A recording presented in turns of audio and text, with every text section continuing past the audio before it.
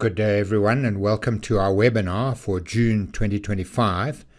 As usual, we start in America. During the month, as we anticipated, President Trump has vacillated on his tariffs.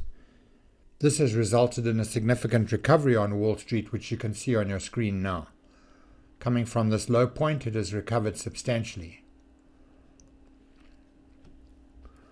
In fact, investors have become very skeptical about Trump's statements, and they've invented a new thing called the TACO trade. TACO stands for Trump always chickens out, and obviously refers to his backsliding or his backpedaling on all his tariffs. The trade, of course, is to buy the dip when Trump announces a tariff, and then to cover back and sell when he backs down and the market recovers. Trump's repeated reversal of tariffs has caused him to lose credibility, and investors have become blasé. So the market is rapidly returning to where it was, and you can see that on the chart here. This is the all-time record high over here on the 19th of February. That was at an S&P level of 6144, and last night we closed at 5970. So we're just fractionally below that level. You may recall that last month I mentioned that if we could recover more than half of this downward trend here, this correction, which I've called the Trump correction, we recovered more than half of that, it was extremely unlikely that the market would fall further, and that it was then more likely, became increasingly likely, that we would break to a new record high. So now, of course, we do believe that we will break to a new record high because we have recovered more than 80% of this 1162-point fall that we had. So 2 months ago, immediately after Liberation Day, so-called Liberation Day, which was on the 2nd of April, a few days later, we tweeted this: what would cause the downward trend to reverse? At this point, only some sort of backtracking by Trump on his announced tariffs could do that. And we remain hopeful that as the pressure on him increases, he will be forced to retrace and at least to some extent remove tariffs on other countries. So our anticipation there proved to be correct, and the market has recovered as we expected. So Trump's backpedaling has become a Wall Street legend, and we believe his ability to impact the markets further has been significantly reduced as a result. Again, we would like to draw attention to the fact that the JSE has really never considered that Trump's tariffs would be significant. We'll just look at that JSE overall chart. You'll see what I mean.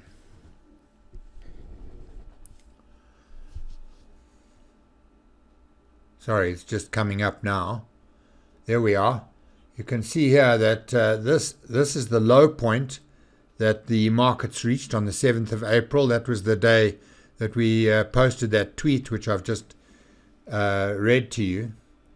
And you can see how that came just a few days after Trump's Liberation Day on the 2nd of April. And this over on the left here on the 19th of February was Wall Street's all-time record high at 6144. And you can see how the JSE did go down, but very, very briefly, recovered very quickly, and has gone on to make a series of new record highs. So JSE investors were clearly never considered Trump's tariffs to be an enduring feature of the market. They always expected him to backtrack. All right, well, now just looking at the US economy, the national debt in America is approaching $37 trillion. Of course, Congress has been considering Trump's big, beautiful tax bill that he wants to pass. The problem is that this bill is expected to add another $3.3 trillion to the government's debt. The debt is becoming a major factor in US politics. America is clearly teetering on the edge of a debt trap. Moody's, in fact, is the most recent and the last ratings agency to downgrade US debt to below AAA. So the other two rating agencies already did that. Now Moody's has become the final of the three major international ratings agencies to downgrade the US. They are predicting that the cost of US debt will be 30% of taxes collected by the year 2035. This year, the government is rapidly approaching its debt ceiling and will reach there by August. Obviously, when that happens, they have to get Congress to approve an increase in that ceiling. Otherwise, the government runs out of money. And the situation has pushed the 30-year Treasury bill to above 5% at one point. And this, of course, makes it even more expensive to service the government debt. And all of this is despite the efforts that Elon Musk made with his Department of Government Efficiency to reduce government costs. Musk, of course, has left the Trump administration now, after causing major disruption for a number of government departments, and relations between Trump and Musk have deteriorated sharply. Musk has been openly critical of Trump's marquee tax bill, mainly because it will result in a much higher deficit. The Federal Reserve Bank's Monetary Policy Committee had their meeting on the 8th of May, and they kept interest rates unchanged as expected. Jerome Powell, the chairman of the Federal Reserve Bank, said that the U.S. position was strong. Growth in the economy was strong and inflation was under control. So they were in a position to wait and see what happened to the economy as a result of Trump's tariffs, if anything. Notably, the Chinese have said that they are cutting interest rates. And the Secretary of State, Bessent, is meeting with the Chinese in Switzerland, so maybe something will come out of that. We expect that Trump will back down further in due course. Eventually, we believe almost all US-China tariffs will be dropped. And this, of course, supports Powell's position to remain calm and not to do anything too radical. The CPI came in at 2.3% in April, and that's the lowest figure for 4 months, and down from March's figure of 2.4%. Core inflation, which of course excludes food and fuel, was unchanged at 2.8%. Of course, the lower oil price and a drop in food prices has helped the CPI to come down. And the trade agreement which was reached with the UK has improved the outlook. If the tariffs are ignored, it's quite clear that the Fed has in fact achieved its objective of a soft landing for the US economy. All right, let's turn our attention to Ukraine. I'm sure you've heard, and the internet is buzzing with the coordinated Ukrainian drone strike on 4 Russian air bases deep inside Russia, which destroyed 41 Russian bombers and planes.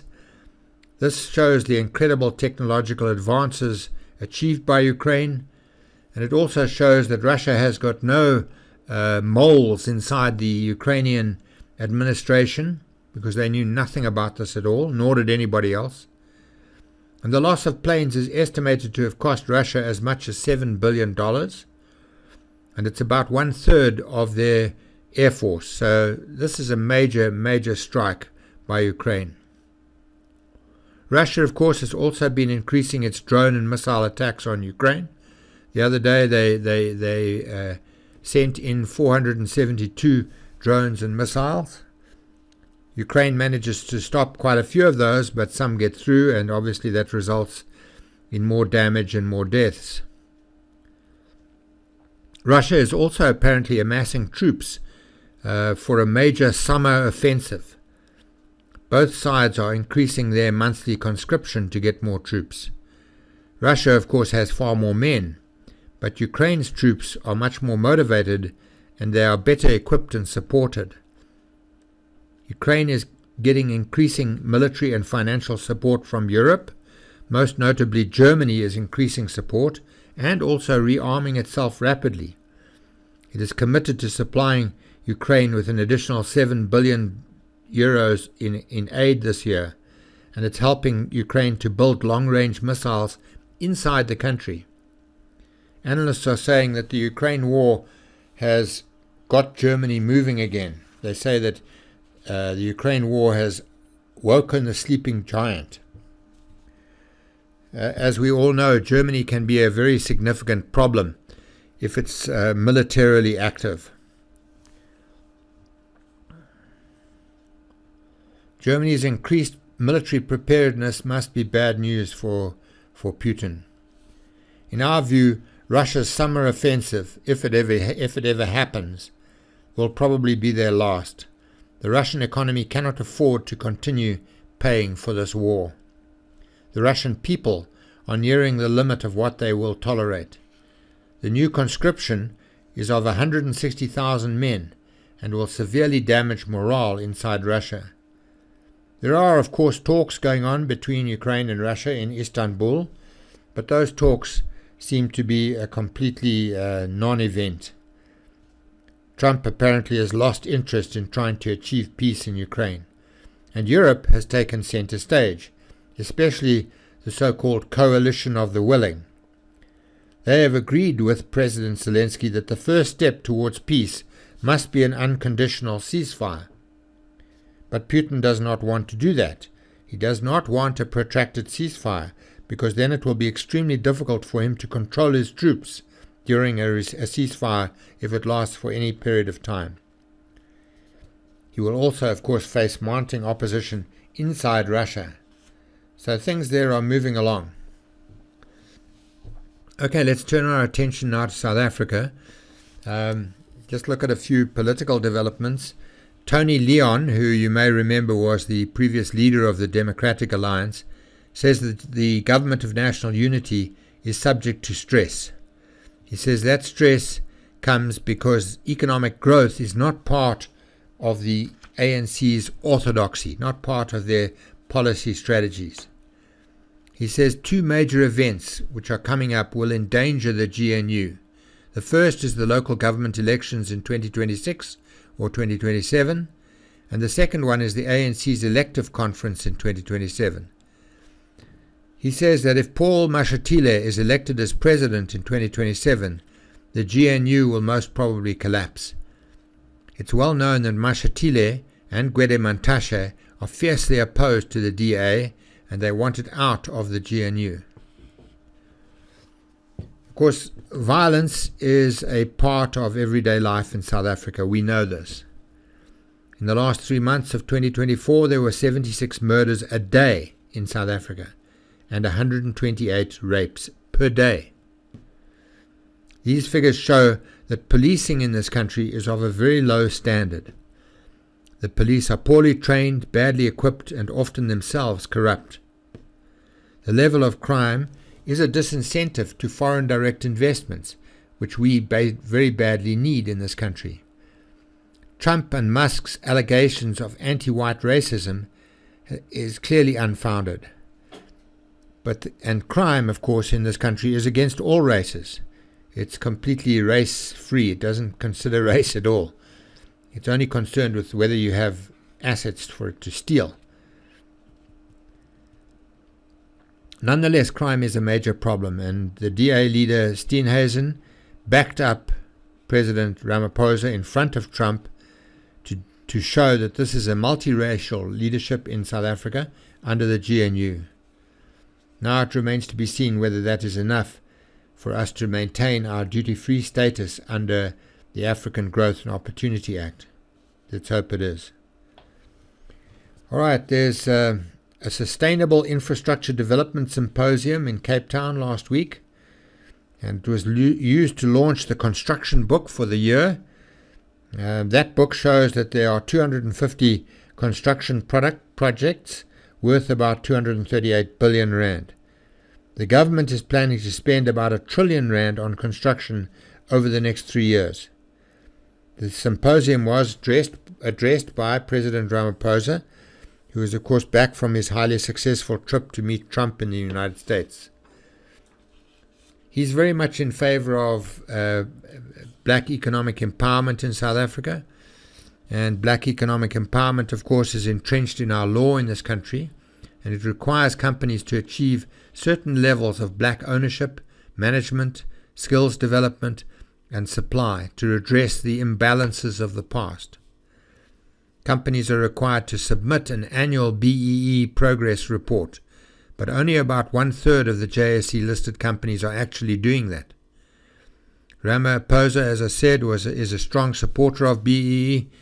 He believes the economy is being held by the concentration of ownership in a minority hands. 20 years after the BEE policy was introduced, only about 30% of the economy is estimated to be in black hands. And so let's turn our attention now to the economy. The Monetary Policy Committee reduced interest rates by 0.25% at their meeting this month. The interest rates cutting cycle, which began last year, has resumed. The decision was based on benign inflation figures. The CPI is expected to average about 3.2% this year, rising to 4.2% next year. The Reserve Bank expects gross domestic product growth of about 1.2% this year and 1.8% next year. In our view, these projections are pretty conservative. The gains in real take-home pay indicate that spending will increase.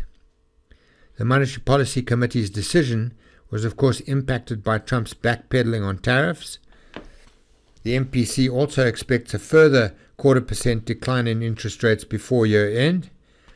The PPI, which is the Producer Price Index, was stable at 0.5% in both March and April this year. It's the lowest level of producer inflation in 5 years. Petrol prices were down 16.3% over the last year, and diesel was down 14.5%. So that was a big factor in the inflation figure. Another major factor, of course, was food and beverages, which were up only 4.7%. The cost of water and electricity exerted pressure on mining companies, but the lower PPI indicates that the CPI, the Consumer Price Index, will continue to be benign. Take-home pay in April was down 2% from March, but up 13.8% year on year. If you take the CPI of 2.8% off that, it means that salary earners were 11% better off this year than they were last year. Some of this extra cash, of course, will have to go for the higher effective tax rates because the budget did not adjust for bracket creep. And some of it will have to go to pay Eskom's 12.7% price increase. The stronger rand and the lower oil price have cut the cost of fuel. Interest rates are also falling, putting more cash into bondholders' pockets. Brent oil has fallen to $60 a barrel, the lowest level since February 2021. BankServe's Betty Index has fallen to its lowest level so far this year. Both the number and the value of transactions have declined. But this is probably because more South Africans are making smaller electronic transactions. In other words, more people are getting involved in online or digital banking, and the average size of transactions is diminishing. But it also shows that South Africans are spending less. They're consolidating their balance sheets and getting rid of debt. The high level of interest rates is turning us into a nation of savers. That, of course, can be attributed to the governor of our Reserve Bank, Letsetja Kanyago. In fact, keeping inflation low is probably the ANC's most significant achievement in its 30 years that it's been in power. But they never talk about that. The budget, of course, was finally agreed to by both the DA and the ANC, and there was no VAT increase. So that's a major victory for the DA. The deficit peaks at 77% of gross domestic product, but growth slows to 1.4% from 1.9%. The Minister of Finance, Enoch Godongwana, says interest payments are now about 1.2 billion rand a day. In other words, every day the government has to pay interest of 1.2 billion rand just to service its debt. But borrowing has been cut by 30 billion from the 2024 budget. Looking at the budget more broadly, the reality is that the VAT increase has been replaced by an increase in the tax on fuel, the fuel levy, and also by the fact that the tax brackets were not adjusted for inflation. Those two things made it possible to eliminate the VAT increase. But the underlying problem is not being dealt with, and that is the bloated and inefficient civil service, and of course the continued bailout for state-owned enterprises. The government, of course, has just given Transnet a further 51 billion rand guarantee. All right, there were 329 days of load shedding in 2023 and only 13 in 2024. The drop was due to Eskom's planned maintenance program. Now that program has fallen behind and load shedding is back in 2025. Eskom says if unplanned outages remain below 15 gigabytes, then load shedding will not be necessary this winter. Eskom's problems, of course, are massive debt and a bloated, incompetent staff. In 2015, municipalities owed Eskom 5 billion rand in 2015. Today they owe it 109 billion rand. This debt has made the government's latest 51 billion rand bailout necessary. Eskom is making the worst municipalities sign a distribution agreement which allows them to take over the management of the electricity in their area. Limpopo, Free State and Mpumalanga have already done this, and Eskom wants the Treasury to have such agreements in place for all municipalities that have excessive debt. Maybe this is the way that this problem will eventually be solved. The unemployment rate in South Africa increased in the first 3 months of 2025 to 32.9%. If you include those people who are no longer seeking employment, then the figure rises to 43%. 291,000 jobs were lost in the first quarter, compared to the 132,000 that were created in the fourth quarter of 2024. The total number of people employed in South Africa is estimated to be 16.8 million, and 8.2 million are unemployed. In the first quarter, there are, of course, school leavers who join the workforce, and this generally makes the unemployment figures look worse. Also, a lot of people who were working in temporary positions over the festive season are no longer employed. In the 15 to 24-year-old category, unemployment is 62.4%. That's a staggering figure. Nearly 2/3 of young people in this country are unemployed. However, those who've got matric have got a better situation. They generally are unemployed to the level of 34.9%, say 35%. But those without matric are far worse off. Unemployment in the Northwest province is the highest at 56%, and the Western Cape, of course, is the lowest at 24.7%. Cape Town City alone created 86,000 jobs in the first 3 months of 2025. Manufacturing production fell 0.8% in the first quarter. That compares with February's 3.2% and January's 3.3%. Manufacturing will drag the GDP growth figure down. It has, in fact, dragged it down. And it's still below 8% below pre-COVID figures. Mining production was also lower by 4.5%, with platinum group metals down 13.7%. Low platinum demand is causing production cutbacks. And of course, this is mainly due to the spread of solar power and electric vehicles. Iron ore production was up 7.5% and Kumba sales increased 6%. Mining production is a key component of GDP growth and tax revenue. Vehicle sales in April were 11.9% up year on year. The first 4 months of 2025, sales were up 10.6%. but prices have fallen by 8.6%. Sales of buckies and minibuses were slightly better, showing some economic recovery. Interest rates are still relatively high and making affordability a problem. But the rise in real take-home pay with low inflation is helping. All right, let's look at the rand now. Obviously, we always want to have a look at this. The rand is, of course, volatile, but it's continuing to improve. So here you've got the chart, and you can get the situation quite clearly. This is where the Trump administration came into power, and the rand fell steadily. There was a period of strength, but then Trump first of all announced a 25% tariff on vehicles, and of course this is Liberation Day here on the 2nd of April, you can see it there, and that led to a weakening of the rand all the way to 1993. So that was the worst level for the rand on the 9th of April.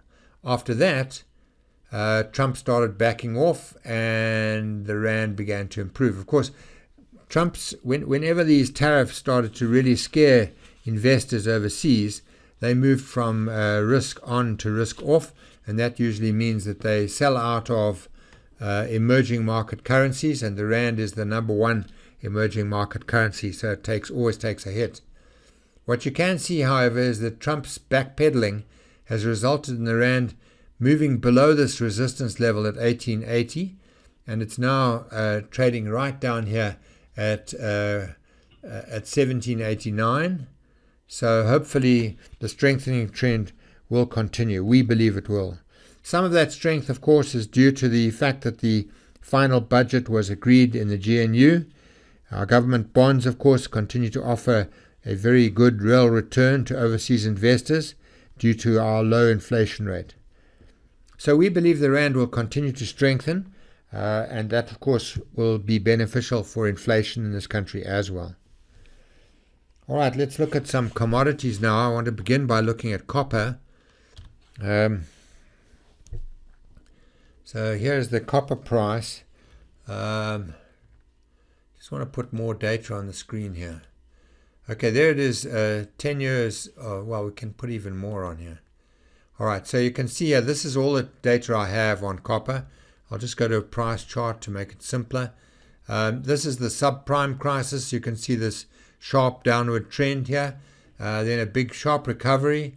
This is COVID-19 in 2022, and here's the Ukraine war. But you can see the general pattern is that copper is increasing in price, and although it's volatile, that reflects, of course, the general shortage in supply and the rising demand for copper for electric vehicles and for solar power.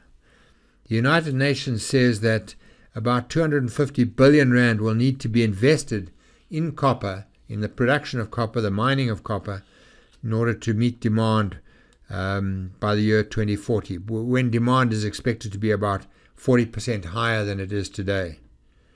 So we expect the copper price to continue to go up. All right, gold. We've often talked about gold here.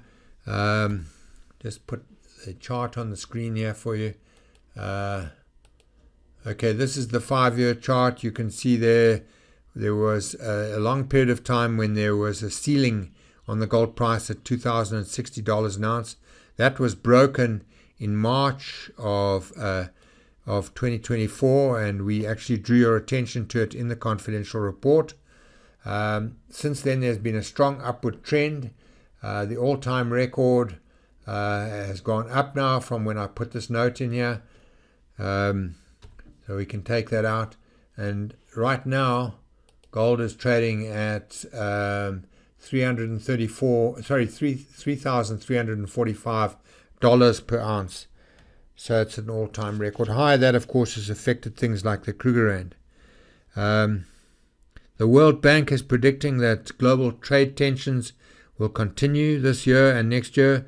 It's predicting that gold will average $3,250 this year and will be $3,200 next year. Technically, though, gold, as you can see, has just made a double top here. So it may be going to come down from these levels. But the high price of gold is very good news for South Africa. It affects listed mining companies like Gold Fields, Harmony and Anglo Gold. Sibanye, of course, also has gold interests and has benefited. We expect gold in the medium term to continue to perform well. All right, platinum group metals prices rose by only 1% in 2025 to $970 an ounce. This very low increase resulted in the closure of shafts and the laying off of at least 10,000 workers. Amplats has laid off 3,700 staff, Implats 4,000, and Sibanye 2,600. Platinum has basically been falling since its peak of $2,150 per ounce in 2008.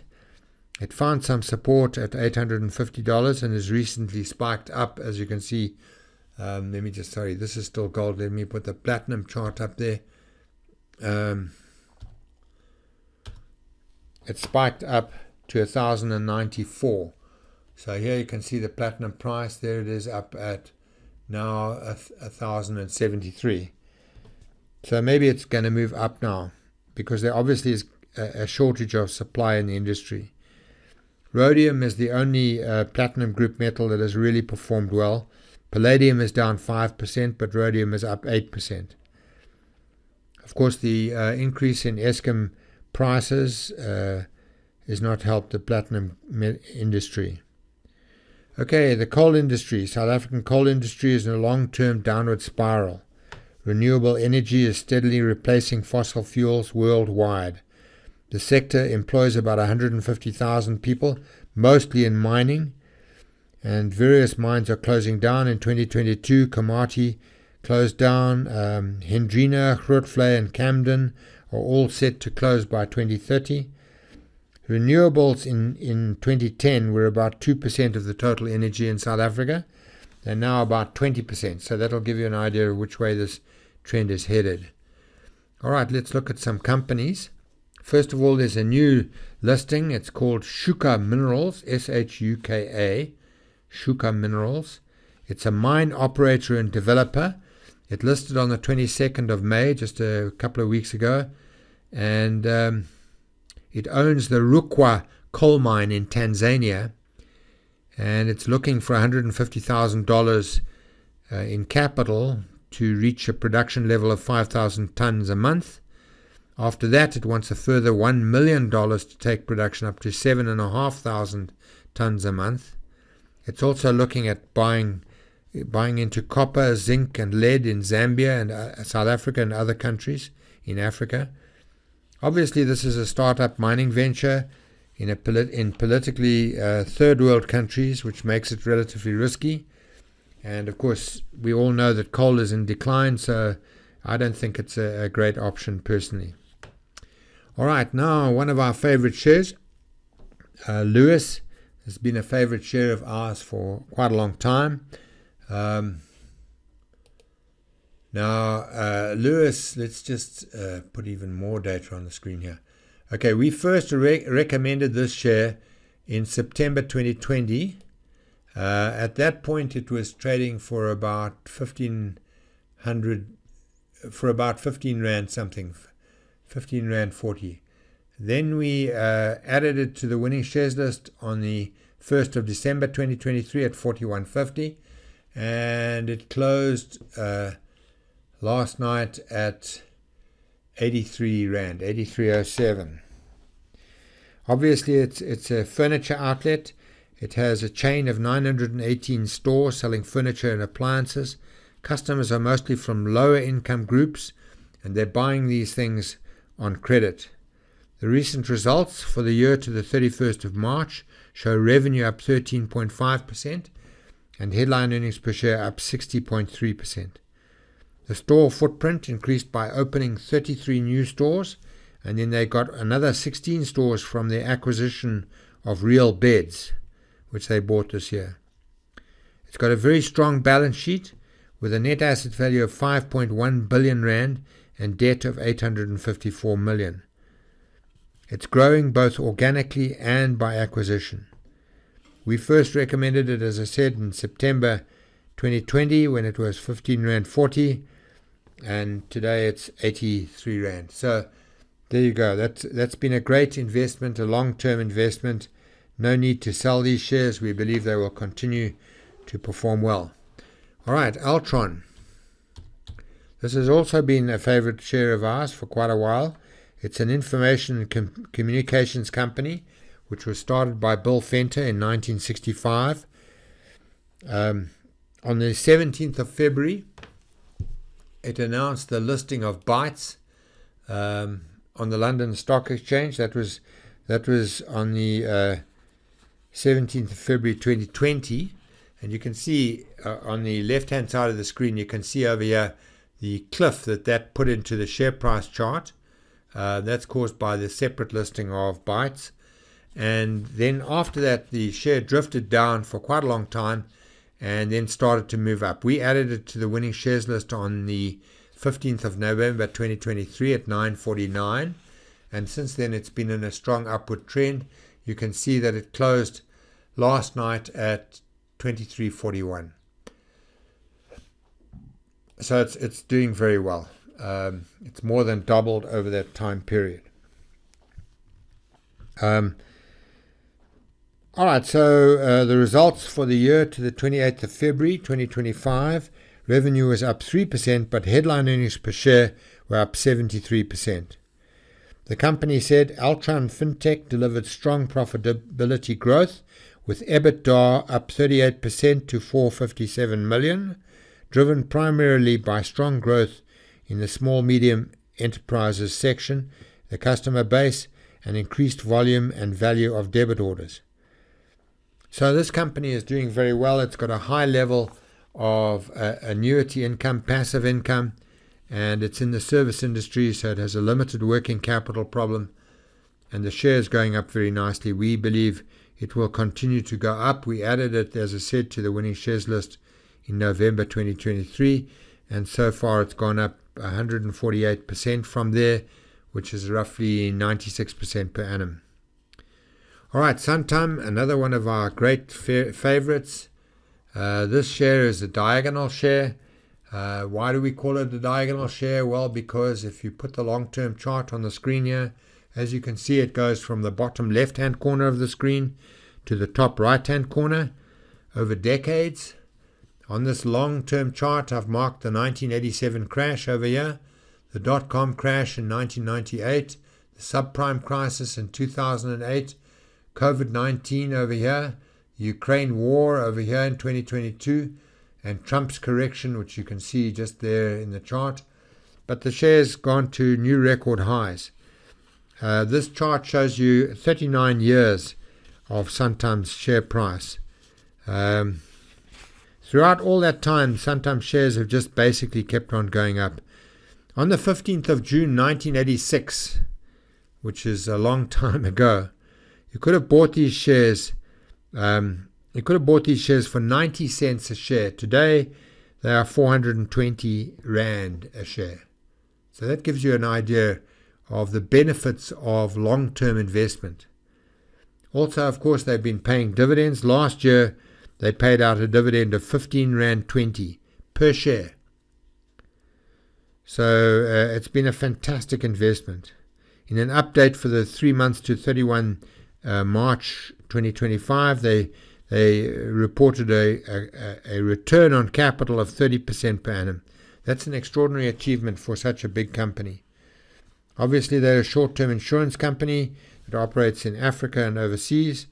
In our opinion, this share should always be bought on weakness and should be part of any private investor's portfolio. Okay, now I'd like to talk about Bluetel. We did talk about this last month in the confidential report, and we recommended that you get involved here. That confidential report was over here on the 7th of May, so just a month ago, less than a month ago. At that time, the share was trading for 849 cents. You will, of course, realize that we first added this share to the winning shares list on the 23rd of January 2025 when it was 610 cents.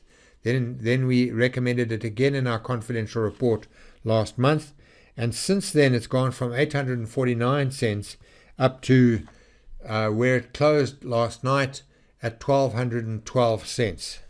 So it's gone up extraordinarily far. Of course, this big jump in the share price since last month is due to a cautionary which the company published, in which they said they would be separately listing Cell C on the JSE. And obviously, Bluetel owns 45% of Cell C, so that will have a major impact on its net asset value. But the share has risen 40% in less than a month. So it's been a great investment. Finally, I'd just like to talk about Tiger Brands. Tiger Brands was always one of the top blue chip shares on the JSE. I'm just going to put all the data on the screen here. So this was always a great blue chip share. You can see there's the 1987 crash down there, and the share's been going up. There's the dot-com crash, there's the subprime crisis. But then, at the end of in 2018, they had a problem with listeriosis, which is a kind of food poisoning that they had in some of their processed meats. And I think about 200 people died as a result of that outbreak. And the share price fell from its high there to a low down here. And that was caused by the listeriosis crisis. We watched this whole process and we thought, well, sooner or later the share will probably recover. It fell to a low point of 135 Rand over here. And then we decided to put it on the winning shares list over here on the 1st of December 2023. It was 182 Rand 95 cents then. And since then it's moved up very strongly. I can just get the latest figure here. It closed last night at 331 Rand. So it's more than doubled over that time period. So we put it on the winning shares list here, as you can see, down here. And it's nearly doubled since then. So it's going up very nicely. We see this share as returning to its blue chip status and continuing to go up over a long period of time. All right, folks. Well, that's about what I have for you today. I hope that you found something in there of interest and of use to you. I will be giving the next confidential report on the first Wednesday in July. And if you've got questions and things to ask, please feel free to contact me. My phone number is 071 5022 383. You can send me a WhatsApp or phone me, and I'll be happy to chat to you and answer questions that you may have. Thank you for listening to me.